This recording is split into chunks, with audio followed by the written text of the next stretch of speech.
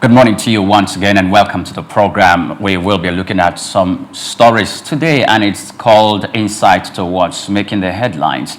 Once again, welcome to Blessing and Doctor who felt I was part of the meeting yesterday between the NLC and the authorities that made them call. Did you say anything? I didn't hear you. You were accusing me when we went on break. You had some hot cup of coffee yesterday and some black tea, and then the planned protest now is off. And we think it's making Nigeria greater and better. But if we can settle the case of Nigeria on the table by taking a cup of tea, I don't think that's a bad idea. Seriously? Must you go to Asarok to do that? Okay, now let's move on. Tinubu signs into law a bill establishing the Federal University of Environment and Technology in Ogoni land, Rivers State, and pledged more support for the community. Doc, I remember vividly some days ago, probably 2 weeks, when the president received visitors from Ogoni land and some political stakeholders from Rivers State who came to talk with the president when the president mooted the idea of drilling oil. Again, I remember we spoke extensively about one particular thing in Ogoni land. The promises made by the previous administration to clean that place, and how we didn't know the end of that story, and how Mr. President is trying to bring all stakeholders to the table for drilling oil in that area. Now we have this. Does it look like, okay, it's a give and take? Well, I don't see it as a give and take. I see it as something that is well-intentioned. And that's been really my advocacy in Nigeria, where higher institution of learning cited and planted to deal with issues that borders around the environment. As we're having a ministry, a university dedicated to environmental studies, I hope they'll not be studying accounting and political science in that university.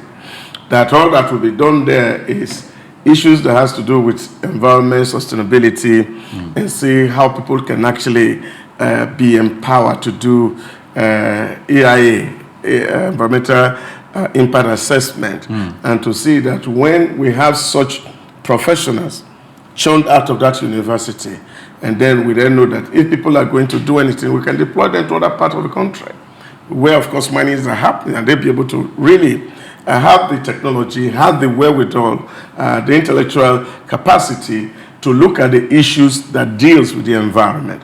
And this is one case for me that would just be a plus.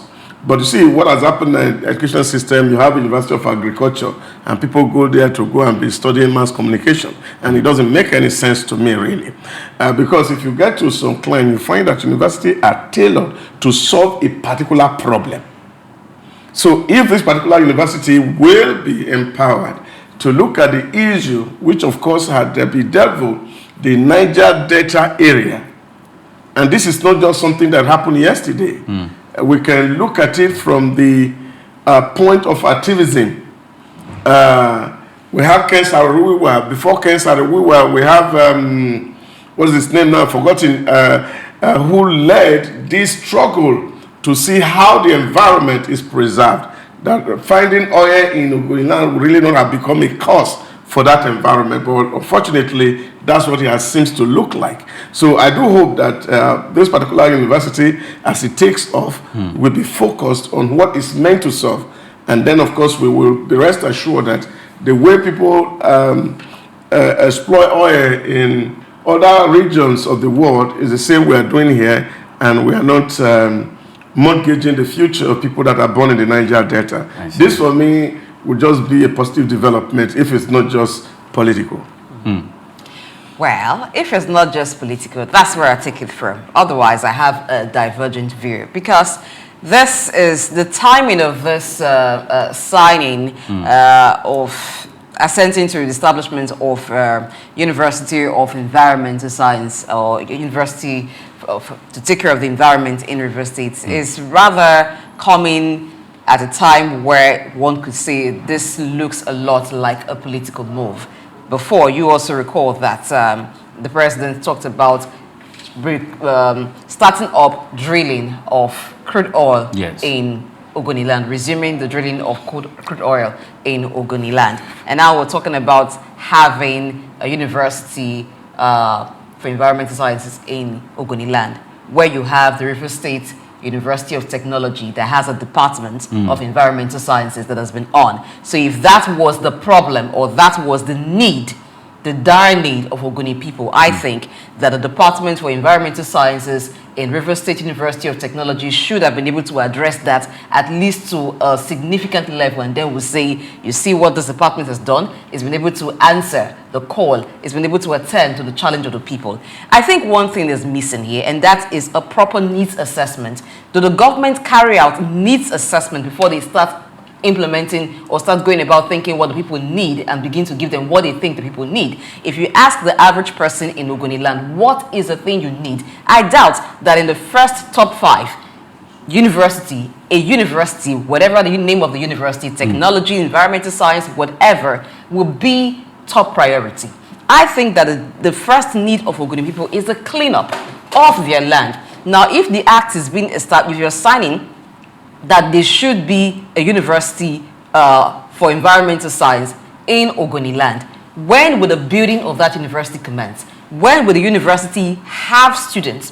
When will they graduate? When will they come up with research and start doing work that will clean up the environment? When we already have a cleanup that was supposed to be done like yesterday. So I think that this is just political, because why did that university spring up years before if it was considered a significant need of the people? Again, I say this, there was no needs assessment done. It's just something to placate the people, something to appease the people. This sounds very, very patronizing of the Ogoni people, and I don't think it's cotton. No, okay. Blessing, let me just respond. Okay. I think we missed the point, and I don't think the university is taking the place of clean up environment. I did a study for SO&U some years ago on behalf of NDDC, and I was even in Priye's community in Patani. And I went around the whole of the 9 states of the Niger Delta. And one of the things that was very critical in Bayelsa and Delta, especially that span of area where you have the bulk of Ogoni people, was the fact that access to education was a big deal in that study. Access to education. And all the complaint is the fact that, of course, you know, if you have to cross from one community to another, you find that there's a distance of movement. And so people actually needed education in those regions. And they feel too that the reason why they are not participating heavily in the oil sector is the fact that they don't have access to education, and their children are not as enlightened as they could be in also participating in the oil. And therefore, people come from the southwest, come from the north to take the jobs that their children should be doing. It was a huge issue in that research. I did it in 2006 in a full report. So what I'm saying is, yes, there are hierarchies of need, but when you empower a people, what you have done is that you have taken them away from poverty, and that is very important. So we can't undermine the importance of education. And I don't think that we need that education for just politics alone. And I can tell you, and if you find out, even for those who visited, they would have put that thing on the table of president. And so I don't think it's an afterthought. Is that the pressure that people have put on the system for a very long time, and now people are seeing it happen.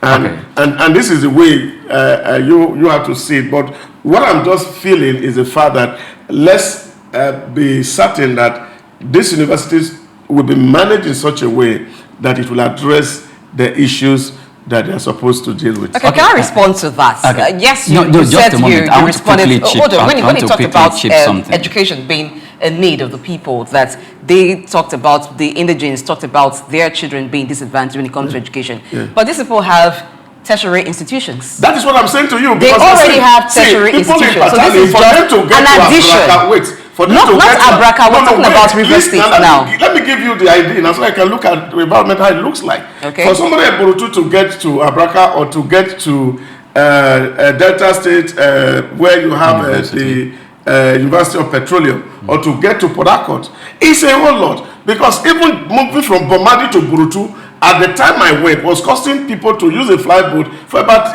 3,000 naira on the boat. It was quite expensive. And so you look at that whole expanse of land where people are living inside the creek, access is a big problem. So the fact that education is far away in Port Harcourt does not make it accessible to the people who are in the hinterland. So what they were complaining, and I can tell you this one because I didn't do it for government and I did it specifically for communication purpose. You used to see that they were really, and those needs are still on the ground, that they want access to education. Okay. Just as they want access to road and good water. All right. Okay, so I think the effort should have been on the access, because even we're talking about River State at this time, and they should follow the hierarchy of needs and not giving to people what comes to like number 5 and 6 when they have number 1, 2, 3, and 4. I think when we discuss issues about education, or when Doc mentioned issues about the distance, people leave Lagos and go to Ahmadu Bello University to school.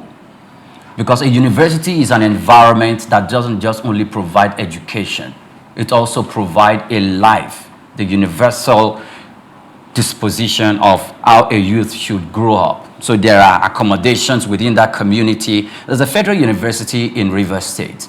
There's a River State University that she talked about of science and technology. There's a federal university in Edo State. There are federal universities across the Niger Delta state, and if education was really the problem, I think they would have got an alternative. However, I want to equally say that if education was what the people, the stakeholders that put on the table for Mr. President to consider, because probably he had deferred to them and asked, what do you want? And if education was what they put forth, I don't think they've made the best idea. Probably they would have given some condition to Mr. President.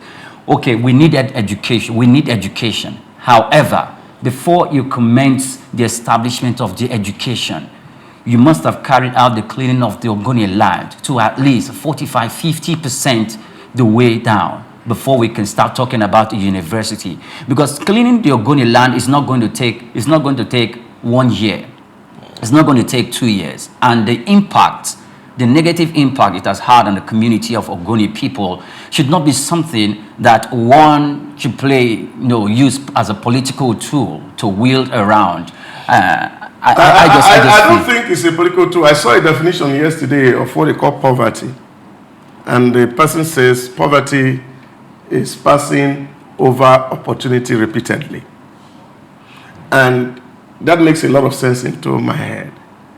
You see, we cannot be talking about today without putting an energy in what is going to happen tomorrow. Why we are putting energy in solving the problem of today? In short, there is already a program on the ground for the cleanup of Ogoni land. And those issues have been dealt with at several levels. Take, for example... Did it achieve its purpose? No. Wait. There's a federal government initiative towards the cleanup of Ogoni land. There's the NDDC initiative. There's the Ministry of Environment initiative. All these things are targeted to the cleanup of Ogoni land. So it's not that there are no efforts in place. What we should be actually asking ourselves, take for example the company who took the cleanup of Ogoni land, that the former vice president supervised was actually an Ogoni indigene. Why did he succeed in cleaning it? It's another kettle of fish we cannot succeed in talking about on this table this morning. It's not that effort had not been made. It's not that money is not going to the cleanup of Ogoni land. Why the place is not cleaned up is one question that we need to ask. Is it that some people love the way it is so that they can continue to benefit from the degradation of the environment? Is one side of the conversation. But what I'm seeing here as an intellectual is the fact that you are taking an approach to dealing with the issue of environment that I have always not liked. Universal kind of education, which we call university, and you have multiplicity of people studying things that could not really have direct impact on the environment. The kind of education that I advocate, if I were the Minister of Education today, all the universities in the north, for example, those in Fulani side of the north, I will dedicate them to study just animal science alone. So that the way Denmark is making money from cow alone, that they can get over $45 billion annually from dairies. That will be the focus. So if I'm going to set university up in area like Aba, the whole extraction, I'm going to be talking about industrial university that are going to be hands-on on developing that environment. If I'm getting to Benue, I'm going to be dealing with an agricultural university that is going to be devoted completely, wholeheartedly to how we can produce food for ourselves, so that universities are tailored to what the need of the people in the environment, not just to give people certificates to start looking for jobs. What you have said, Doctor, is the ideal, but we do know that the ideal doesn't work here. So if that university starts in Ogoni land, it's just going to be a thing where, oh, we now have like federal presence in the place. The next tussle will be who becomes VC is a person from Ogoni land, and you have more and more tussles. Now we're talking about people not having means of livelihood. You're citing the university. Is it with leaves they will pay for tuition of their children there, when they can't even make a living for themselves? So I think that government has made provision for student loans. So how many of them will go to school? How many of them will be able to access student loans? For the population of leave access, over 600 people we see have benefited. Yesterday we talked about 104 billion. It goes back to empowering the people first before you're talking about education, because it's not going to be free. No. Okay. You see, we cannot be discussing these things in isolation. Okay, nobody needs sleep. Today in Nigeria, we know that student loans are working. How many people have access to that? Over 600 for a population of how many millions? 600,000. 600,000. That's what I'm saying. For a population of how many million? Not millions. That's a drop in the ocean. No. You are not looking at data. Look at it. I'm looking at the data. Who needs the student loan? I don't need it for my children. Do you know how many millions of indigent people we have in Nigeria? That's what I'm saying to you. If we have them, they will apply for it. Those who need it are having it. So it's not for you to sit on the table. If you have 600,000, I bet you more than 6 million applied for that. You don't have that data. I don't have the data, but I know. See, so we have to deal that with even data. without data, you know that if you have 600,000, more than 6 million applied. You have to deal with the data. Where is the data? Just a moment. You need to listen to me. You need to listen to me. You need to listen to me. No, I don't think we have to make this conversation you punch me, I punch you kind of conversation. Because I want us to look at this conversation from another aspect. Blessing, let's assume what these Ogoni people need now is a university. Good. Let's go with Doc. It's not me. It's in the federal government now. Let's go with him. Okay, so let's now begin to look at this conversation before we go to the next story from business, economic development. The siting of that university, let's assume you agree with that. The siting of that university there. Do you, if look at it from that perspective, what is going to contribute infrastructure-wise, business-wise, economic development? Do remember that the land, the water, those who are involved in fishing, the oil spill in that environment has completely taken them out of business. So citing this university, do you think it will bring any respite to those people there? It would bring. But that is not the total respite that they would want. Yes, when you have a university, you have construction going on. You will need to build houses for students to stay because they need to have accommodation. It would bring up economic activity in the area. But what I'm saying is this. Without the cleanup, because the university cleanup may just be within the location of the university, not widespread. You get what I'm saying? But I'm saying that even this economic activity we're talking about would take some years to happen. It's not something that's going to be in the immediate.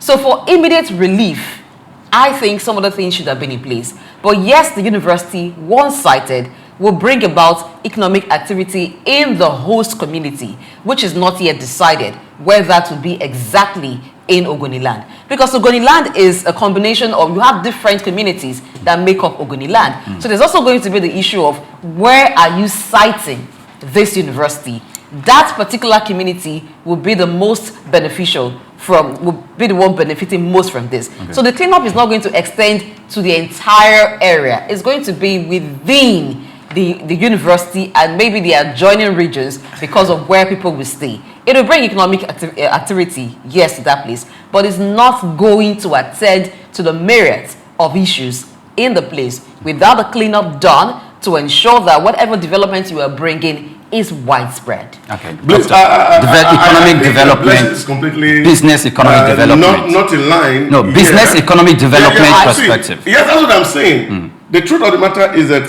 from the day the laying of that foundation happens, economy comes to that environment.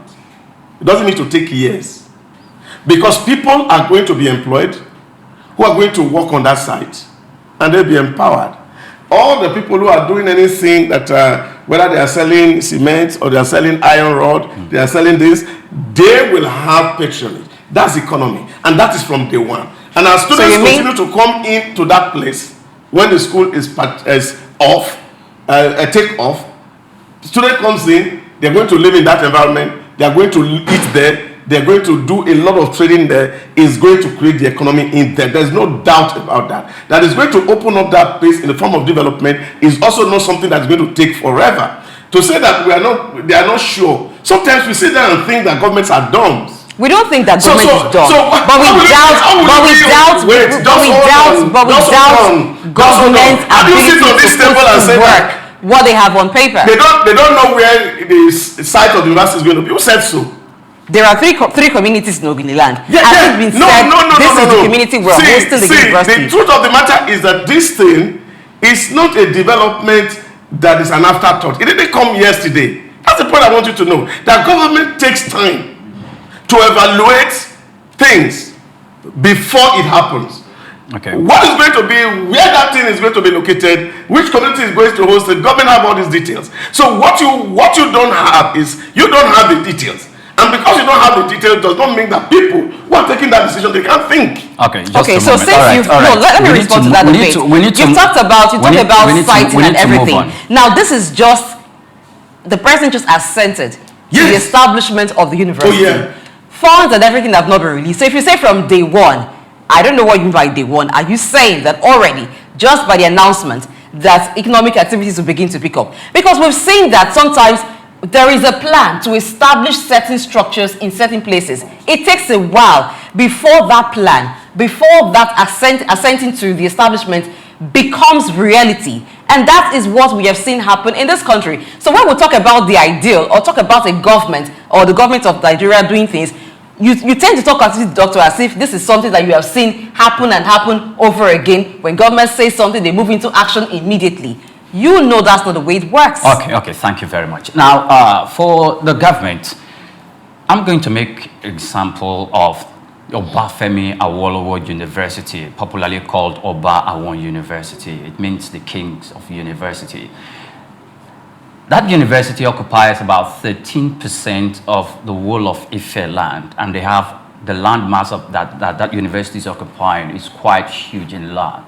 In Ife or in Osun State, it is said that there's no really business activities there, and the siting of that university is just one thing that Osun State can boast of because of the economic activities within the university and outside the immediate environment of the university, and the way the structure lies there is as an experience that most students want to have, and coupled with the academic laurels of that institution. However, bureaucracy must not be allowed to interfere with what the government said about establishing university in Ogoni land. Just, Mr. President, make sure it kicks off immediately, puts in together a committee, a panel, a group of people, technocrats, business people who could bring this vision of yours into reality so that the people of Ogoni land and entire people of River State and the Niger Delta area